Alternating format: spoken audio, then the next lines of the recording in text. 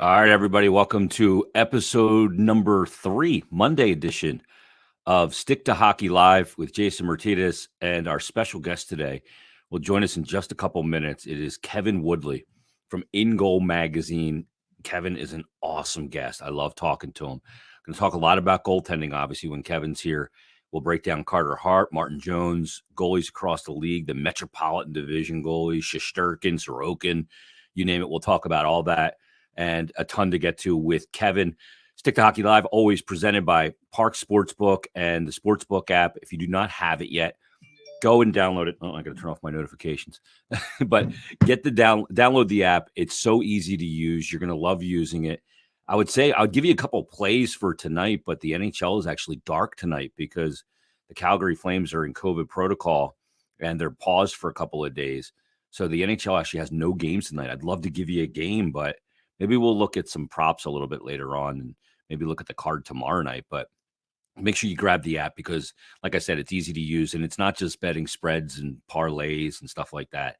The in-game betting, play-by-play betting is fantastic. And one of the ones that just about every episode when there's games, I will give you a first to score or a goal scorer. You get like plus 1,500, plus 2,100 on first to score. And usually anywhere between plus 250 and plus 600 on a goal scorer if you pick a guy to score a goal. So you get fantastic payout for minimal risk if you choose to do it. So make sure you download the app, or if not, go to parxcasino.com/PA and get all the info there. And you get a $500 risk-free bet to start. And it's so easy. You can use that risk-free bet on anything too, on a game, on a player, just about anything. So make sure you check it out and follow Parx Sports Book on all the social media channels, on Twitter at Parx Sports Book, on Instagram, YouTube, on Facebook, and great content there. They're always putting out great stuff, daily specials as well, and great stuff with Mike Quick and Natalie and Sam Wilson and all kinds of awesome stuff. Rich Gannon. So much cool content that we're putting out via Parx, and great sports content as well. So make sure you follow all those social media channels. And like I said, Kevin Woodley will join us coming up in a moment. And we'll talk to Woody about all things goaltending. Real quick before we get to Kevin, though, as we sit here on Monday afternoon, the Flyers have now won 2 straight. And they look like a team that won 2 straight, but don't look like a team that's going to go on a run just yet. Now, and we'll talk to Kevin about this, in Vancouver, they made a coaching change there. They got rid of Travis Green, who I think is a really good coach, by the way. But they needed a change. They extended him in the offseason and still had to move on from him because it was just got so messy out in Vancouver. But they hired Bruce Boudreau, and now all of a sudden the Vancouver Canucks have won 4 straight games. And we were asked this last week, and I kind of tackled it in Flyers Daily and tackled it here as well. Somebody asked me, I was doing a radio hit on TSN 1290 in Edmonton. And the guy asked me about why do they always fire coaches in Philadelphia? And I just said, I took it a step further and said, why do they always fire coaches in the NHL in season? It's because it works. It's a shame for the coaches, but it's not, because they end up getting jobs too. But that when you make a coaching change midseason in the NHL so often, I don't know what the numbers are on how often it does work. And it's weird because when you fire a coach, it's usually because the team's not very good, or at least not performing very good. But it seems to work quite often that moving on from a coach after around 2, 3, 4 years usually is a shot in the arm to a team, and they start playing better. And you've seen it in Vancouver. Now, they got a lot of talent in Vancouver with, Pettersson, who has not been playing well, Quinn Hughes, JT Miller. They have a really good goaltender who's played a ton already in Thatcher Demko. And they were underachieving, and they bring in Bruce. And one thing you know about Bruce, he's always going to drive offense. And that team, all of a sudden now, is a team that's surging under Bruce Boudreau. So we'll talk to Kevin Woodley about that as well. And matter of fact, he joins us right now from In Goal Magazine. I see him getting ready to get to the chair in the home studio. He might have forgotten that this was video included too, so he looks a little rough around the edges after a late night last night. Woody, no problem. Look at me. Try that. I look like hell. This is definitely not a fashion contest. I need to get further away, so we just focus on the backdrop and not me. How are you? Good. How you doing, man? I'm good. Dude, it has not been quiet out in Vancouver. It's been quite the season. Bring in Bruce, and all of a sudden they're surging. Yeah, it's kind of a whole bunch of things have come together here. Like obviously the change needed to be made. New voice, the cliche breath of fresh air, but like quite literally around here, it is like a breath of fresh air. And I think for the players as well, there was just so much negativity and such a dark cloud hanging over this team, starting from last season, and it just kind of continued into this year. There were high expectations amid some changes, but when they didn't get off to a good start, that it just snowballed, and it became pretty clear that it wasn't going to change unless changes were made around and above them. And so it's a little bit of everything. Like it's just change for the sake of change being needed. It's a fresh voice, and it's a voice that has their attention. Defensively, we know we talk about goaltending and never existing in a vacuum. They've been better defensively since Bruce got here, but there's also the way they're doing it has changed. Systems, they're playing a more up tempo, more aggressive, more assertive style. There was a really heavy focus here in the offseason on sort of becoming a better defensive team, because quite frankly, they were a team for the past 3 seasons that has leaned so heavily on their goaltenders. And they were trying to get away from that a little bit and tighten things down a little. They brought Brad Shaw in as a coach to sort of help them on the defensive end. Obviously, from his time with the Columbus Blue Jackets, had a reputation of sort of being a defensive whisperer. But I'm not sure he got a really good defined role. That was one thing I heard from the players behind the scenes. Like, we brought this guy in, but he wasn't the guy up leading the chalkboard talks. He wasn't the guy doing a lot of teaching, and that's changed since Bruce Boudreau has come in. They're playing more on their toes. They're playing more assertive. Their penalty kill, which was not just bad, like in the low 60 percentages before the change. Like, it wasn't just bad, it was historically bad. As a matter of Hideous. fact, through 25 games of the season, it was the worst penalty kill since the NHL started tracking penalty kill statistics. No team had ever been worse through 25 games than the Vancouver Canucks. So they've changed it up. They're more aggressive. They're pursuing up ice. They're forcing teams. They're not just sitting back and trying to close holes and close seams, which they didn't do successfully anyways. And they've also expanded who's killing penalties. Quinn Hughes is killing penalties for the first time. Elias Pettersson's taking a penalty kill shift. He's got them rolling. He brought in Scott Walker as an assistant, and he's got some ideas on the PK. That's largely why he's brought in. They're rolling 4 pairs of forward lines and with trying to get out like 4 30-second super aggressive fast shifts, as opposed to 2 pairs of penalty killers and standing around in their own end and watching other teams pick them apart, which is obviously an overstatement on my part, but frankly, that's what it looked like for much of the season. So you add all those things together, plus Thatcher Demko's playing like a goaltender who hands down should be on the U.S. Olympic team right now. And, Agreed. it's going to, you're going to see better results than we have. Yeah. It's funny because I did a radio hit on TSN 1290 in Edmonton last week. I know you appeared there as well. And he asked me, so why do they keep changing coaches in Philadelphia? And I took it a step further and said the NHL, it's because it works. It's a different messenger delivering a different message. And is it, Kev, because in hockey, every 2 years, generally speaking, as you move from squirt in the United States to peewee to bantam to midget, you get a new voice every 2 years. So in the NHL, these guys are used to getting a new voice every couple of years. Yeah, maybe. I never thought of it like that, but there's certainly a shelf life for messages. Like, because as much as we talk about up tempo and the guys are having fun again here, and they do feel, Tyler Meyer said the other day, they feel like playing on their toes and being aggressive. Like Bruce has said, his style and his system is all about pressure. Like, that's his philosophy. Stress the opponent. And do it up ice if you can. And if you can't do it up ice, do it in the neutral zone. Like, do it before you get into our zone, so we're not defending as much. And for a team that defends as poorly as the Canucks do, and part of that is roster construction, like this back end is not great defensively, right? They have missed Chris Tanev for 2 years after letting him walk to Calgary. So, if you're not a great defensive team, maybe don't defend as much. And that seems to be the philosophy. It's one that's worked for Bruce before.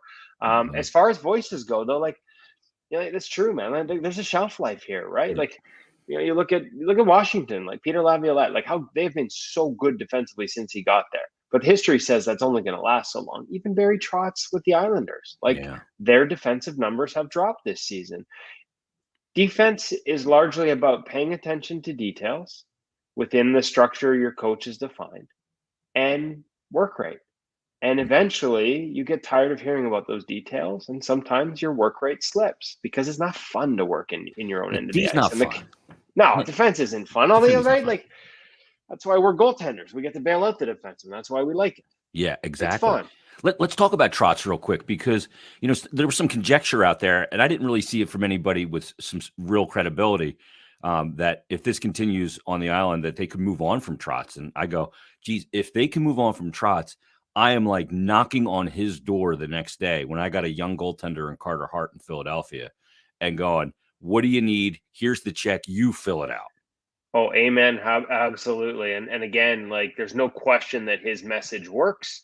There's no question that his style works. But like I said, I do wonder, like all coaches, if there isn't a shelf life there. And the Islanders last year were. There's a metric you'll hear me talk a lot about, and that's 5-on-5 high danger expected goals against when it comes to assessing a defense.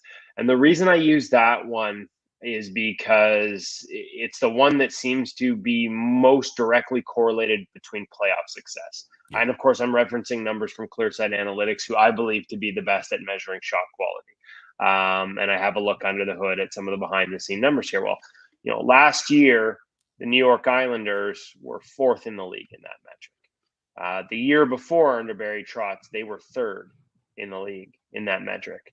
This year, right now, the New York Islanders are 15th in the league in that metric. And again, like has Barry's message changed? Probably not, because it's been pretty consistent everywhere he's gone. But even in Washington, right, we saw it drift away and then come back for that playoff run. Like he got their attention defensively for that playoff run, and they went on and won the Stanley Cup. So it's not like it can't come back, but especially in I think it's harder to maintain it in a regular season, right? It's harder to sort of maintain that focus on detail, attention to detail, and work rate. And like the Islanders would be even like as bad as things are, they'd be even worse if it wasn't for Ilya Sorokin bailing them out early this season. So absolutely, and that's a big if because I haven't heard it either. If the Islanders were to make that move, it would be my next call for the Philadelphia Flyers, a team that frankly hasn't defended all that well. And that's the difference there. I mean, I'm not close to it like you are, but from a distance, I look at it and promoting from within wouldn't have worked here. They needed a whole new, it needed a new voice here in Vancouver. And Boudreau's got a reputation. I mean, obviously there's a personality there. There's a lot of positivity, and that was needed because of, like I said, there was just a dark cloud hanging over this team. Don't forget, it was also the general manager who was fired after 8 years of sort of middling success or a lack of success and middling results. There just needed to be a whole change. Like it needed to be a fresh voice from the outside. I don't think an in-house change here would have had anywhere near the same effect because there was talk like, hey, promote Brad Shaw while you go looking for your next head coach. Yeah. But the owners decided to go this way, and they've clearly made the right choice. Again, early, like 4 in a row, yes. 3 of the last 3 and 3 of those 4 in total have all been playing the second end of back-to-back games when they got here. Favorable. Yeah, they've had sort of, there's some scheduled losses in here. No Sebastian Aho for the Hurricanes. Don't know if you've heard, he's kind of good. Last night, that makes a difference. But credit to them too. They're missing Oliver Ekman-Larsson and Travis Hamonic, and the fact that I'm about to say 2 top 4 defensemen and Travis Hamonic in the same sentence tells you about that roster construction and where they are defensively. But they've done it without those guys. And Hamonic was playing first pair minutes with Quinn Hughes. So as much as the schedule in these last 4 has favored them, Winnipeg came in here after somewhat easy. I hate to say easy, but they came up from Seattle. So they didn't look like they were playing, like they were suffering from the schedule. And again, Vancouver missing 2 key defensemen took care of business. So, we'll see where it goes. I don't expect it to be a winning streak from now to the end of the season. They're in tough regardless to make the playoffs, but at least, man, it's nice not to be covering a death march. Yeah, and same thing here with the 10-game winless streak. It was like, geez, my wife has one of those Instapots, and it has the steam thing on top. And I felt like when they won the game over Vegas on Friday, like the steam was coming out of my soul just to release the pressure. By the way, try 2 years of that. Exactly. Yeah, I mean, COVID just destroyed the Vancouver Canucks last year, but that's different this year. It looks like you did have some influence, however, on the new president and interim general manager because he is a former goaltender in Jim Rutherford, and he's going to be introduced today. Yeah, he is. You love it, don't you? No, I put my foot in my mouth here the day before they announced the hiring. His name was one of 3 or 4 that had surfaced, and I was asked about it. And Jim Rutherford comes with an incredible reputation, an incredible resume. He's in the Hall of Fame for a reason. Yeah. But they hadn't hired him yet, and I was being honest. The truth is, and this is really ironic, as a former goaltender, his decisions around the position, not just in terms of goalies, but in terms of, frankly, completely disregarding the goaltending position for much of his career, the goaltending coach position for much of his year, was actually troubling to me. There's not a great track record there. When he was in Carolina, it was an afterthought. He had been there, done that guy with no modern technical experience as his goalie coach. He moved him into scouting and brought somebody in when that person wanted a bigger role and more money and left. It was Tom Barrasso. Rather than going out and finding a modern goalie coach, he just brought back the guy he'd moved to scouting. Like, in an era where everybody was beefing up at the position, he didn't. He fired a 2-time Stanley Cup winning goaltending coach the day after a Stanley Cup parade. Like, if I'm honest, from a goalie union standpoint, despite the fact he played the position, I was kind of critical. The good news is they've got Ian Clark here under contract for the next 4 years, and Thatcher Demko has already gone on record as how important he is. So I would hope and think that, unlike what happened in Pittsburgh, where he inherited a great goaltending situation and kind of screwed it up pretty quickly, they will go with the status quo and just let them be here. Yeah, just kind of, if you're not going to value it, then just don't F with it. Yeah, and I think, honestly, I haven't had a chance to have this conversation. I hope to. I hope being as upfront as I was about my thoughts, which are shared around the goaltending coach community. Yeah. It's crazy that he's a former goalie and he just doesn't. But he played in an era where they didn't need that, right? Like, I wonder if and he's got a grandson who's a goalie, so he's not. I'm not an idiot. Not oblivious. He's not totally ignorant to the position. There's no way. So whatever happened there, we'll have to get a better, But again, from the outside and the way the goaltending coach community and the National Hockey League perceived it, I don't know that I want any friends by my analysis of it, and I'm not sure that. This is one that, even though he's a former goalie, the goalie union would have jumped up and down about. Although I am dying, again, if I hope to have those conversations, like, he comes from he's one of the original, like, the OGs with the sweet masks, remember the Red Wings logo over the eyelids, like eyebrows? That was one of the all-time greats. So, like I said, hopefully things move forward here, and he does his magic with the rest of the roster, because he's made some great decisions in past stops. He's got 3 Stanley Cups. He's in the Hall of Fame for a reason. Hopefully just leaves the goalies alone here. Yeah, and 2 different teams, Carolina, the Cup, and then obviously 2 in Pittsburgh. Okay, let's talk about the Flyers. Let's talk about Carter, because you talked to Carter quite a bit. He's featured on IngoMag.com, the website, and Pro Reads, and he's like always an interesting case study in a lot of ways of the young modern goaltender and the technical abilities and the control and the precision and the efficiency, all words that a lot of people hear and they go, what are these, just catchwords or something like that? But no, they're massively important. And he's had a few hiccup games, like the Tampa game where he got pulled with 11 minutes to go in the second, but he rebounded in New Jersey, and then he rebounded in Vegas. His mental game seems stronger. He seems stronger in his pushes and his bottom half of his body. He put on muscle. What have you seen out of Carter so far this season? Well, I mean, I think you've seen him closer than I have, right? And unfortunately, when they came through town here, it was back-to-back situation. Didn't get an opportunity to really have a long chat. I'm a big fan. I've had a chance to be on the ice with him as far back as some Hockey Canada consulting work when he was in the World Junior program. I think I have an understanding of his foundation. I work with some of the people that sort of have worked with him. And there is a real efficiency to his game when he's at his best that I thought he got away from last year. I thought he became a guy who maybe, I don't know if he chased changes in his game there, like tried to do things differently, but it sure looked like he was chasing changes, and it left him chasing the game. I've seen more of the old Carter this year, off and on. I'll be honest, I watched that first Vancouver game early in the season where they came into town closely. And I think it was I was a little worried after watching that game. It was a real juxtaposition to me. And one that I would actually, if people want to compare Carter on and Carter off, that first Vancouver game in Philadelphia is Carter off. Like, that's not Carter at his best. Even I remember he made a 5-on-3 save on Alex Chason. But if you look at the mechanics of the way he moved, like, it was a desperation move into a spot instead of a track down and rotation into that spot. And what it left him was desperate 9-1-1 on the first save that I think is a save he can make with proper rotation and still stay over the puck and stay in control. But he was out of control and had no chance on the rebound. Extreme example, it's a 5-on-3. It was a tough save, the first one in the first place. But when I look at that game, when I look at the sharp angle one that got into his skates and JT Miller back home, even banked in from the goal line, even when I look at the one that went off the boards, like, to me, that is Carter reading the play, anticipating the play versus Carter tracking the play. And like, it's a sliding scale for every goaltender. And when I think when he's at his best, he's tracking the play.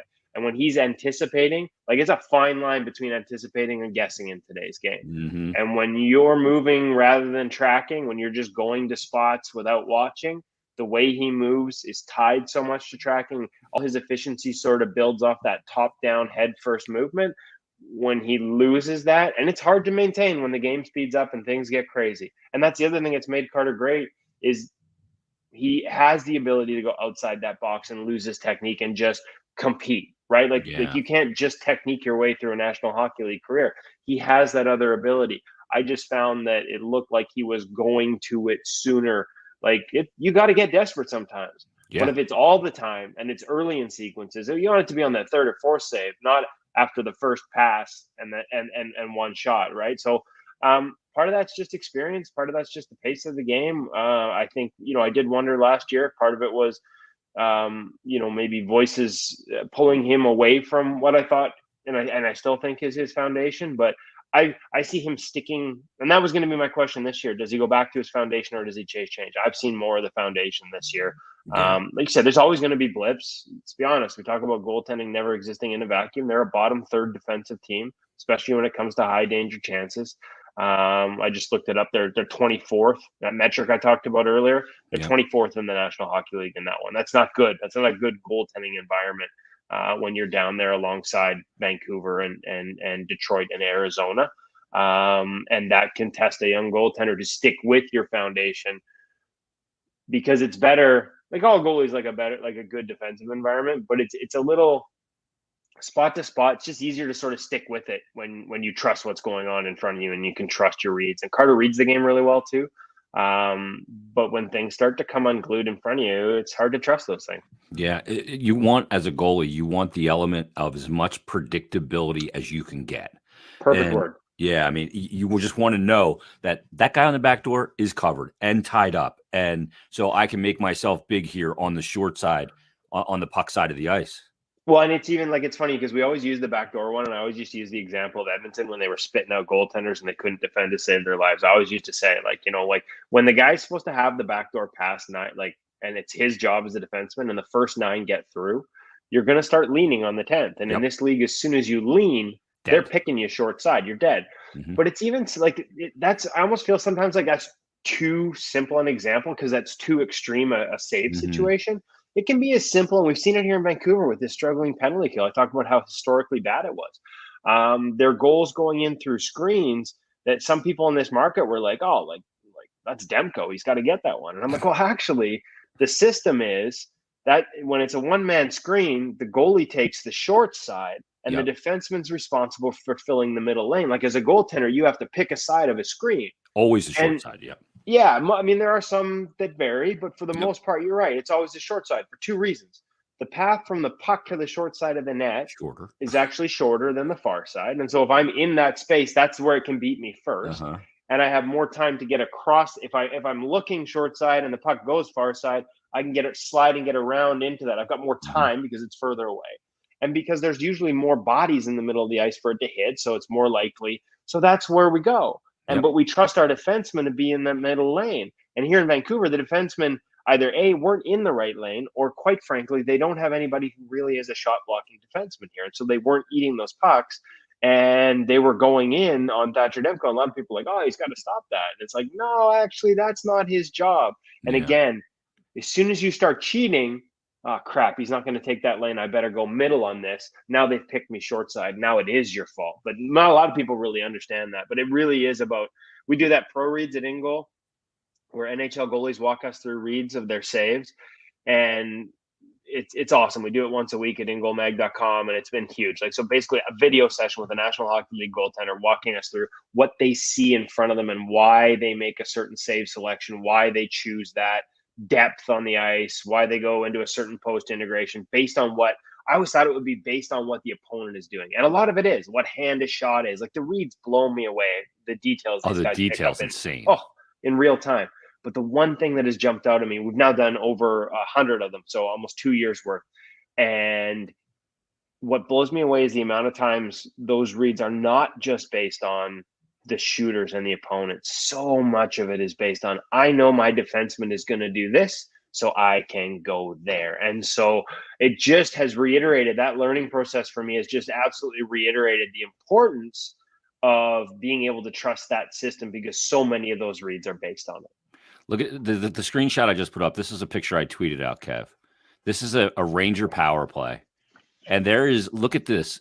Carter's got to be up to see over, because there's a layered screen. You have a Ranger player here, a staggered Ranger player here, Braun. So the people don't realize sometimes, Kev, that the screen is more than just the opposition. It's also the defenseman that's attached to the opposition. Yeah, because you can't see around it. Yeah, and layered screens are a big one. Like that's the thing when we talk about clear sight analytics. It's one of the only ones I know of that actually measures factors screens into sort of shot quality. And when I click on screens, it is 1, 2, 3, 4, 5, 6. Sorry, nothing like counting on live television or internet. There's 6 different types of screens. And so they account for, like, it's just a simple defensive screen, offensive screen. Those are actually, like, that simple offensive screen is the easiest one. So as much as we do want the defenseman in their right lane, that still is one that a goaltender should be able to manage, even on the power play. The ones that like anything in the slot area or layered, like you start getting up, like screen one-timers and layered screens, you start getting up into high danger chances. And most models don't even account for that because they're not looking for screens. It's not included in the data they use to determine shot quality. And screens play a huge role. And so that one you showed me there, that's a layered screen. That's one of the toughest ones. You're right. You're seeing Carter. You got to battle to find that puck.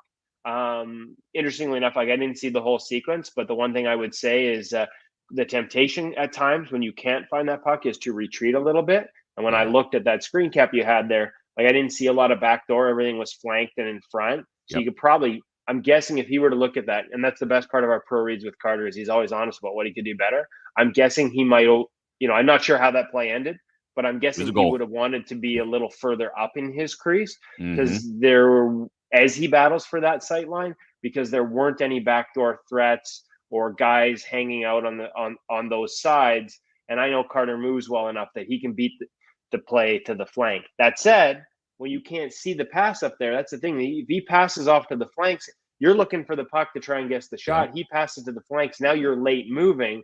Being deeper allows you to shorten those distance. So that's why, again, as a goaltender, once we can't see that puck, the instinct is to retreat. I'm almost willing to bet he probably would look at that same clip and go, yeah, I wish I maybe took a little more ice here. Yeah, because you're right. There's nobody down in an area that's going to get that caused him to have to travel a far distance. And that play result was Trouba from the point with a low shot. He sees him up. Good read by Trouba, right? Sees the goalie come up, and the law of inertia, it's once you're coming up, it's hard to go back down as quickly if you're not already in a set position.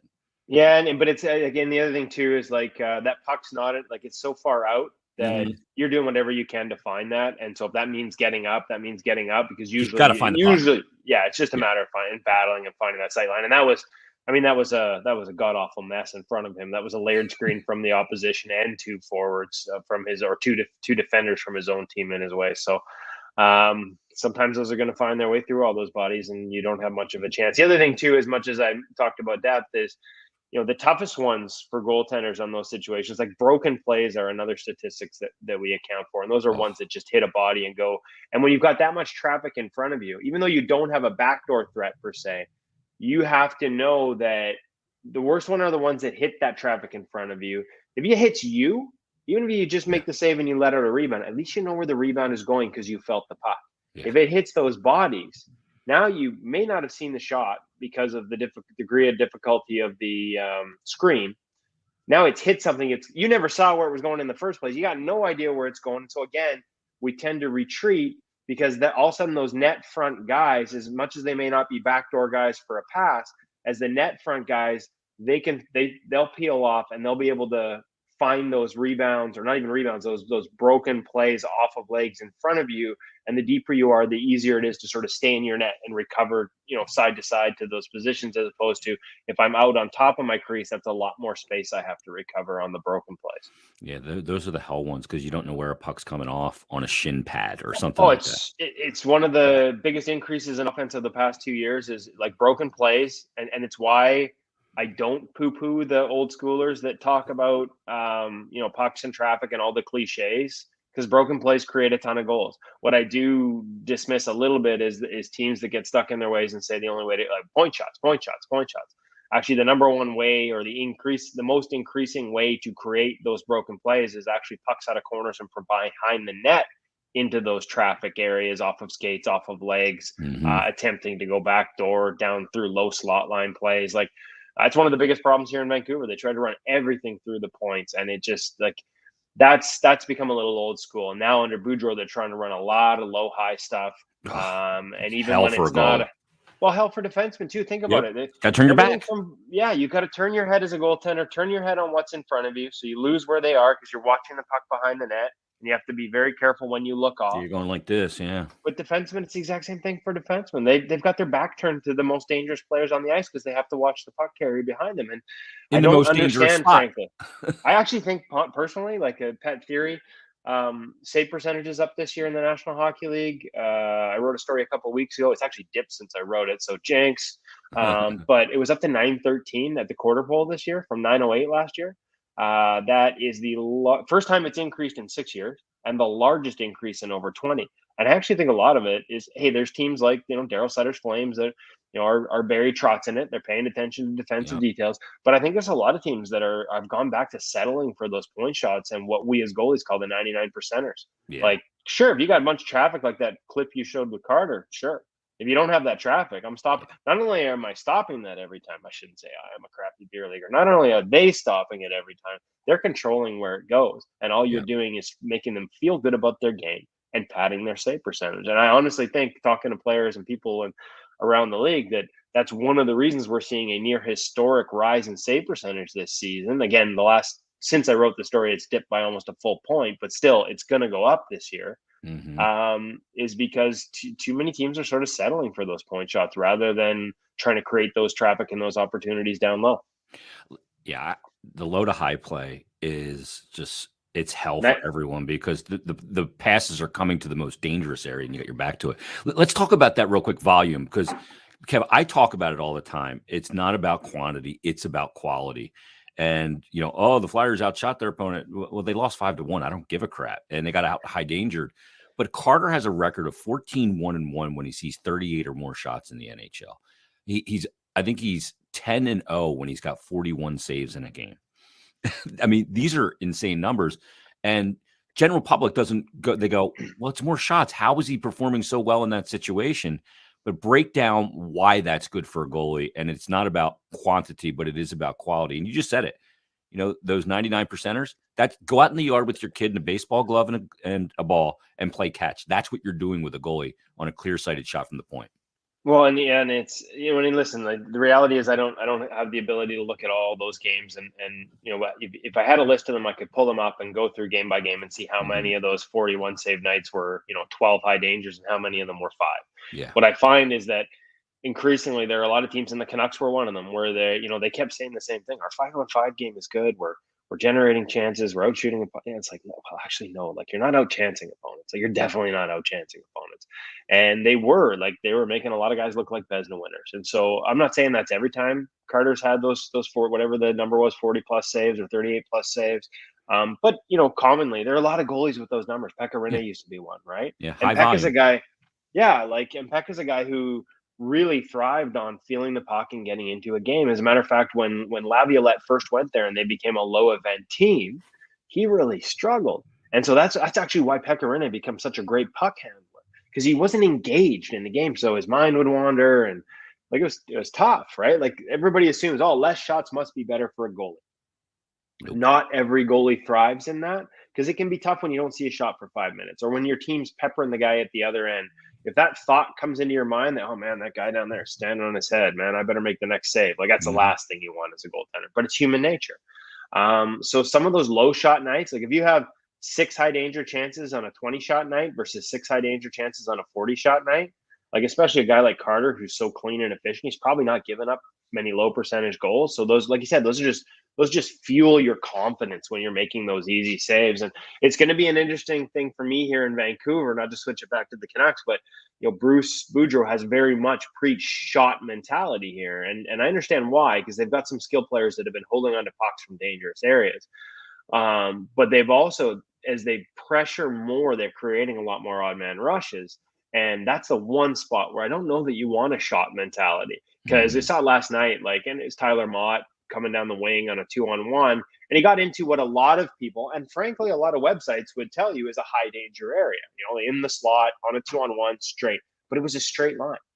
It was a straight line attack, and he went high blocker on Antti Ranta, and it was like a freaking can of corn for Antti. Just right here, didn't even move, didn't even drop, didn't even go down.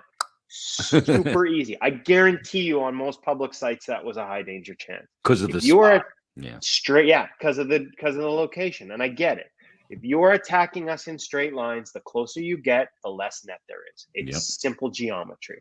And most goaltenders, this isn't 10 years ago, this isn't 5, goaltenders understand that.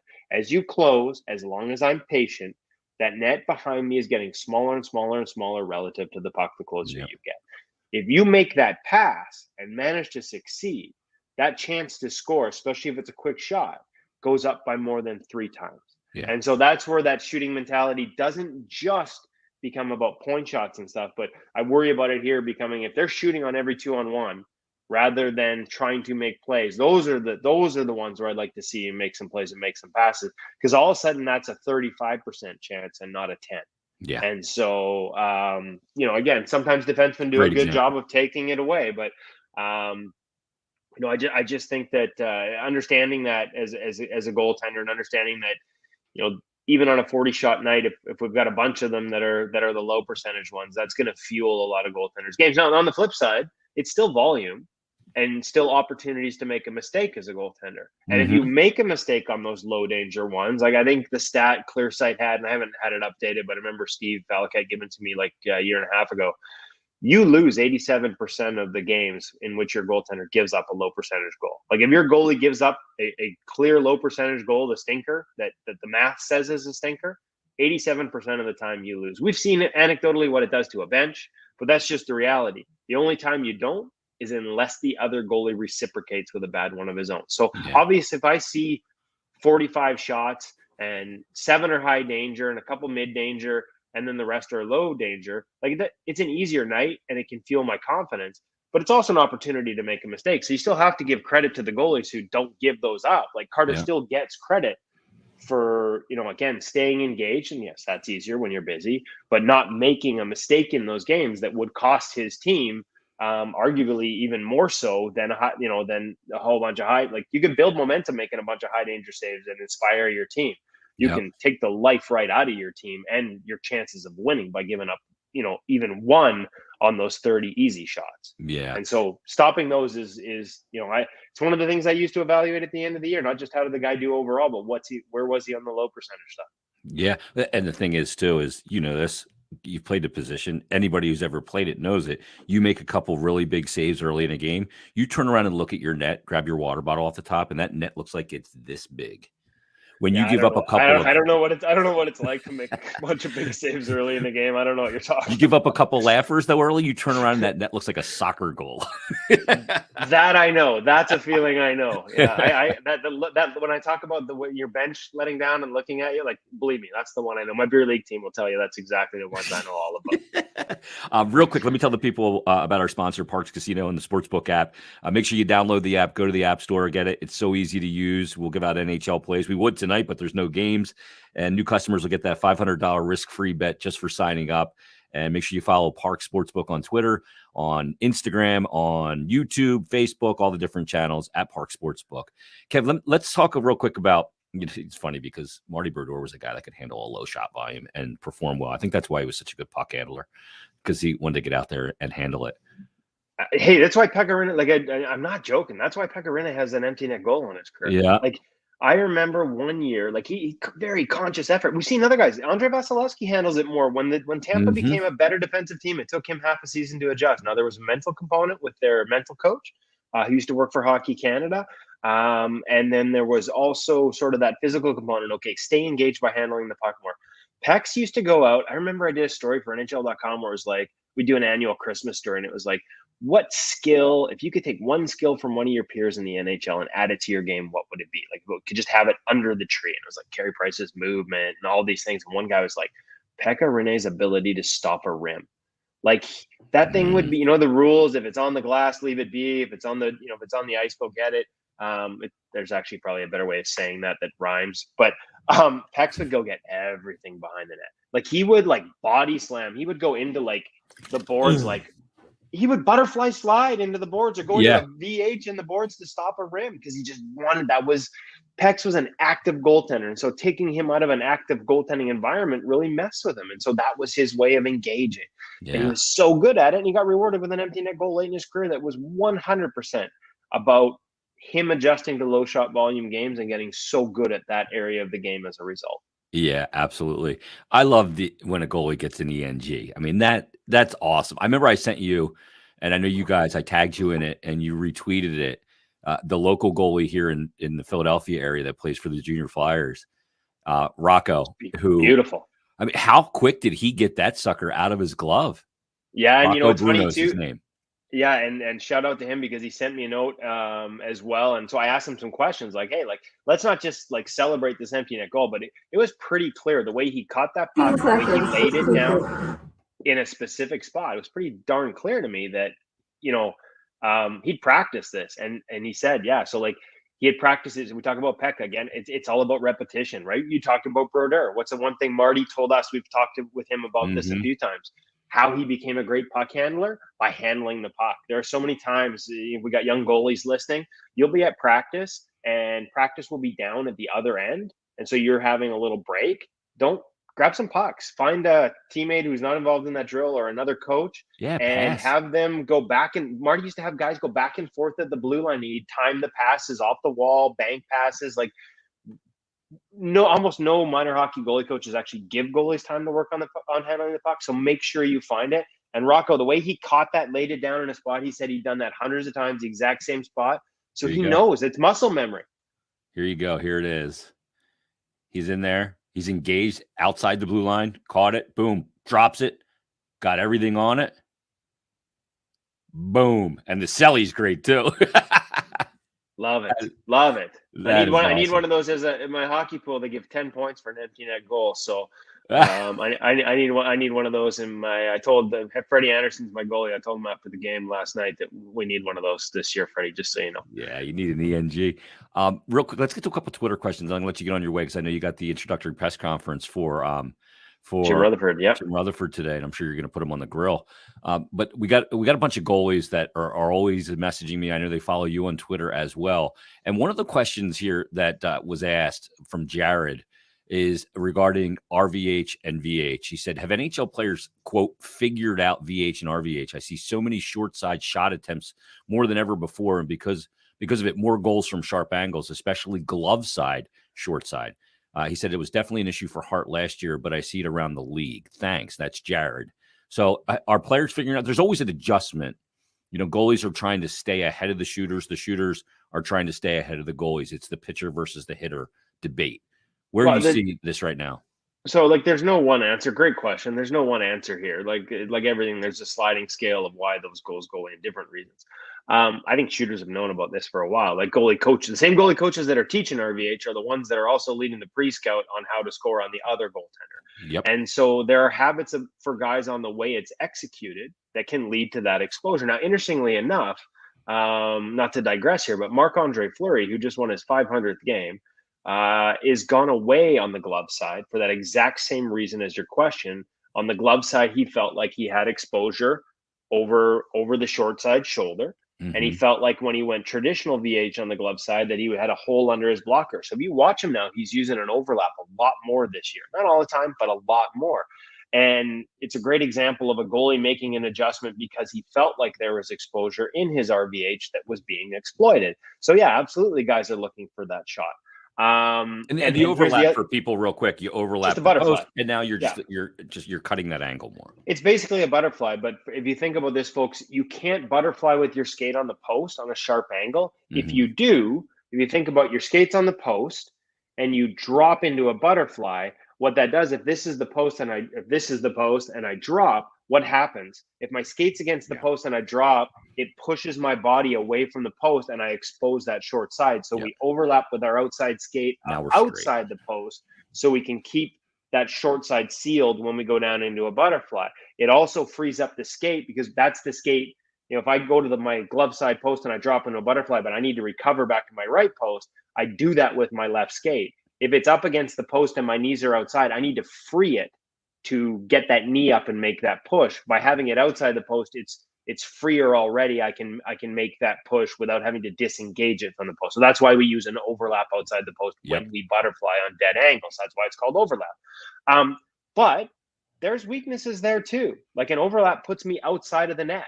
Like if that guy on the sharp angle now funnels it, and we talked about how many goals are scored on broken plays off dead angles and out of the corners. If that guy now funnels it out to the front of the net, I got to really trust my defense because I'm not in the net. I'm outside of my post when I butterfly like that. I got further to travel. Right. And now Fleury's fast enough to recover. But here's the reality is an RVH keeps you in the net. Those broken plays, like, you've got coverage. That's one of the reasons that even compared to VH sort of put most of your body in the post. RVH puts most of your body, it keeps it in the net. So even as much as we focus on the ones that beat a goalie high, short side, or get banked in off the side of their mask, I find too often what we don't notice or nobody takes note of is the amount of saves that are made on those pucks that get funneled into skates and stuff, or the cross ice ones that actually get through, because the RVH, perhaps like no position before, has allowed us to seal the short side and engage and disengage and get into the middle of the net, be in the middle of the net while we're on the post, like have more of ourselves in the net. And that's one of the reasons it works. So shooters have figured it out. If you're in it too early, if you execute it poorly and that space is available, they have. But I do think that as much as for Flower, and I commend them on this, because it came on the advice of Kevin Lankinen, who I was watching do it differently. Here's Flower headed to the Hall of Fame, 500 wins. I think Kevin Lankinen's got 42 career wins. This is why the Marc-Andre Fleury's and the Roberto Luongos are first ballot Hall of Famers, because they never stop evolving. Even if this is to go away from a modern technique to something a little more old school, they never stop looking for solutions. They never stop taking advice and trying new things. So there's a lesson there for young goalies. Yeah. But the other lesson is, we see this all the time. It's a little less on Twitter now than it used to be. Every time one of those goals went in, we'd see the hashtag RVH fail. It's not an RVH fail. It's a failed RVH. Yeah. The position works when executed properly. Sometimes it's premature. The one big one, and this is the one thing too, like if you're small, like if you're like, find other ways, right? Like find other ways, find other solutions. Don't be in there too early. Hold your edges longer. There's a lot of different ways. Like, but I watched like Thatcher Demko and Jacob Marks from 6'4", 6'5", and they execute the RVH magnificently, and they don't give up these goals. Now, part of that is their size, but the part that people don't realize, and I find that, so I don't want to say this is for everyone, because the small little 13-year-old probably still can't get his shoulder to the post, even if he does this properly. But that inside edge, the one that's in on the goal line, sort of the vertical leg in the VH, vertical horizontal it stands for, the one that's up, that inside edge and your alignment should be 30 degrees off the goal line. And it should not be a passive position. That inside edge, not only does it drive your short side seal, like it's an anchor that pushes you into that post, but it should be an engaged edge that has the ability to actually activate and push the shoulder right up to the post. You watch Demko and Markstrom, if they get passive in it, they're always up and down. The net damn near comes off. They have so much power because that inside edge is engaged and active, and they're able to get that shoulder up to the post. You also watch Thatcher, especially on the blocker side, and the glove remains active. So he's into that blocker side post, backside edge is maintained, so he can push up with the blocker, and that glove is hands out. I see him catch pucks all the time on that drill. So again, I'm not saying it's the perfect answer to everything, but I will say that a lot of times we're like, oh, the shooters have figured out the goalies need to get off their bloody knees and stand up, which drives me nuts, by the way, because watch how many goals go in if we all started standing up. Yeah, they don't see all the saves because of the element of the selection. Right, and I do think that it kind of amazes me, frankly, how many goalies in the National Hockey League lose that backside edge when they're in RVH. They let it drift down below the goal line and lose that inside edge engagement. That you're right, they get flat. Yep. It becomes a passive position, and it is vulnerable. You're absolutely right. If I was doing a pre-scout and I saw a goalie that can, either was too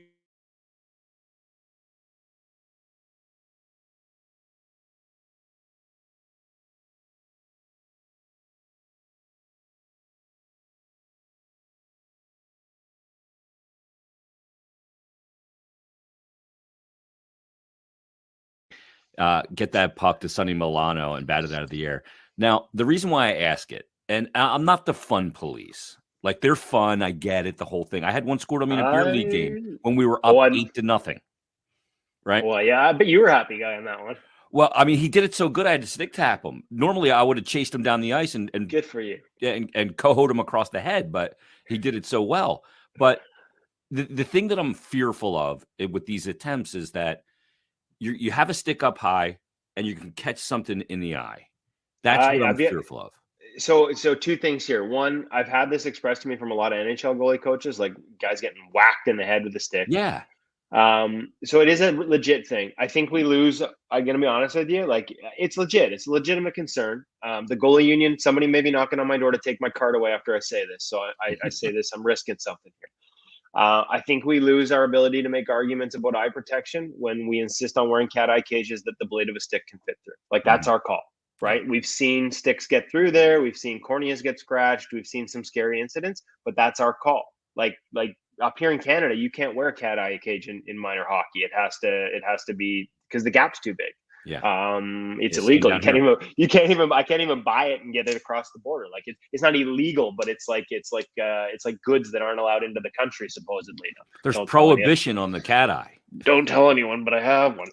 Because we're all idiots. And we prioritize vision, right? Because our job is to see the puck. But the reality is exactly. So, but and by the way, Jason, I see some really bent bars there. Darren Millard, our host at In Goal Magazine, In Goal Radio podcast, would be all over you. Get those repaired. I got a dangler at least. Yeah, you got a dangler, but once those bars are bent like that, means the welds behind it have actually been compromised, so they could split on you and end up in your face, and that gets nasty. But my point, back to the original point, I don't think we have an argument on the eye thing because we don't do enough to protect ourselves. So that's going to fall on deaf ears. Mm-hmm. The old stick rattled off the head. Ears ring, it's no good. You're probably not getting conkied by it. So I know the goalie coaches don't like it. I've heard a lot of them, and I'm not trying to be, insensitive to it, but I just think the Michigan is a reality we're going to have to live with. It's not a high stick because it's below the bar. We're on our knees. Maybe part of the solution is less so. To be honest with you, the easy answer is execute a proper, like, even if you're in RVH, and you're using your windows and you're seeing the puck and you're picking your sight lines and you're getting in and that edge is engaged, you can get that shoulder up there. The other thing, I think, definitely talking to guys last year when it became popular, goalies around the league talked about about their defensemen too. Recognition when it's coming. Yep. And knocking it down. Like just it's so hard to execute. Like you don't need to get a body on the guy, just get a stick on that stick, right? Yeah. Like the only thing I worry about too now is stick coming up to hit a stick that's elevated and catching somebody else in the face. The reality is high sticks are a reality of our game, and I don't want to be the fun police, man. I like. It's a hell of a move. Let's have it. We're already, like, as goalies, we're already so far ahead of the curve. We'll figure it out. Let's let these shooters. They'll get obsessed. They'll have their highlight moments, but what they won't realize is in that moment and those highlight reel goals, they probably sacrificed like an offensive chance that would generate 90% better chance of scoring. So let them have their fun. Yeah, I got a solution. As soon as they go into that to scoop it or whatever, the goalie just pivots out and just lays them out. What do you think Hexie would have done? Oh man, There would have been some sticks broken for sure. yeah. Rob Brown didn't even try that, and Hexie chased him down the ice back in the day. Kevin, this is awesome. I really appreciate you jumping on the Stick to Hockey Live podcast. As always, I love talking to you. Go to the introduction of Jim Rutherford. You can follow Kevin on Twitter at Kev's in Goal, also at In Goal Mag. Premium subscriptions there. I am a premium member. Proud to say Thank you, it.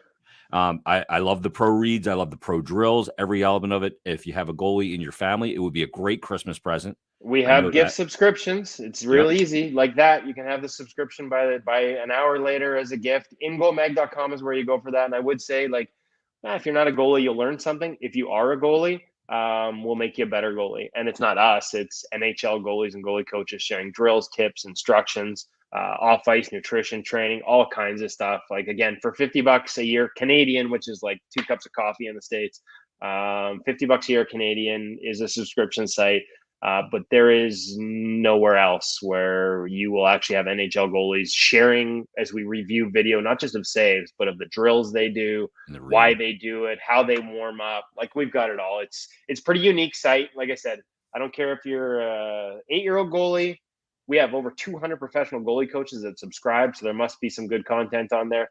Minor pro goalies that rave about it. They play in Europe and say they've gotten better using some of the stuff in there, or even a beer leaguer. If you're a goalie, we'll make you a better goalie, and you'll learn and have some fun while you do it. Frankly, if you're a forward, you should be on there as well, because you can don't want to share all understand the mind of the secrets. goalie. Yeah, don't we want don't to share all the secrets. I'm going to get kicked out of the union. Kev, thanks for doing this. Yeah, my pleasure, Jason. I really appreciate you having me on, and look forward to doing more of this in the future. Awesome. Kevin Woodley from In Goal Mag joining us, and NHL.com. Thank you, Kevin. All right. Well, we continue here with the Stick to Hockey Live.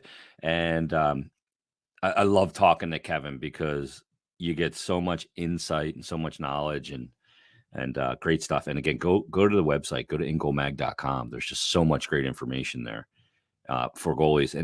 And just as fans, I think goaltending, I've said this before. I'm going to take off my hat. I'm getting a little warm. I've said this before that I think it's the most important position in sports. Now, of course, I'm a goalie, so I'm biased, but I still think it's the most important position in sports. We can debate that later about goaltending or the quarterback. And I think it's one of the least understood positions in sports. So that's why I want to get Kevin on, and Kevin's going to join us quite often. So here on Stick to Hockey Live. So I think he provides a lot of insight. He just did a 2-part interview with Jeff Marek of Sportsnet on 32 Thoughts, the podcast. Elliot was out for a week, and they had a 2-part episode of 32 Thoughts with Kevin as well. So go check that out as well. And they have their own In Goal Radio podcast as well on iTunes, and you can check that out. So great stuff. Thanks to Kevin for joining us. And let me tell you about Parx again, because, when you're betting games, maybe the knowledge of goals, how goals are scored, how many goals are scored, which teams do it well, which teams defend well, would help you in gambling, in putting action on games. It absolutely would, right? So why not gain that knowledge? So when you go and look at the card, you go, all right, Thatcher Demko from the Canucks is playing tonight against Calgary. Calgary's a really stingy team because Daryl Sutter's teams don't give up a lot, and he really has minimized the high danger chances against. This looks like an under. Or, you look at a guy like, hey, they give up a lot of cross ice chances, and a cross ice scorer on an east-west play is Elias Pettersson on the left side, and that team tends to give up a lot of that. Well, Elias Pettersson, I'll take him at plus 1,400 to score a goal. That's doing your homework and taking it to the next level. So download the Parx Sports Book app, because you can bet on goal scorers. You can bet on first to score. You can bet on player performances in all the sports. You can bet on the game. You can bet play-by-play betting, periods, anything. So check it out. Everything's there. It's super easy to use. Literally, the Parx app, anybody can do it. You don't have to be a savant with your phone to be able to execute it. So check it out. New customers right now, you're going to sign up and get $500 risk-free, your first bet, and you get in on the action. It's so much fun. The player performances is the most fun part about it, because when I'm watching Anaheim play San Jose at a 10:30 game at the Shark Tank, I have no vested or emotional interest in that game at all. But if I can find an edge in that game, now I've got an emotional interest. So make sure you sign up and get that $500 risk-free bet. Again, just download the app on your iTunes store, on your Android, whatever it is, or go to parxcasino.com/PA. You get all the info there and sign up, get that $500 risk-free bet. Also, make sure you follow at Parx Sports Book on Twitter. Check out their Instagram, give a follow there, YouTube, Facebook, where you're seeing all this stuff, and you'll get all the great information, daily specials, and tons of great content. So everybody, thanks for watching this edition of the Stick to Hockey Live podcast. Another one for you coming up on Thursday. Thanks to Kevin Woodley for joining us, and thanks to all of you for watching. Have a great day, and we'll talk to you on Thursday.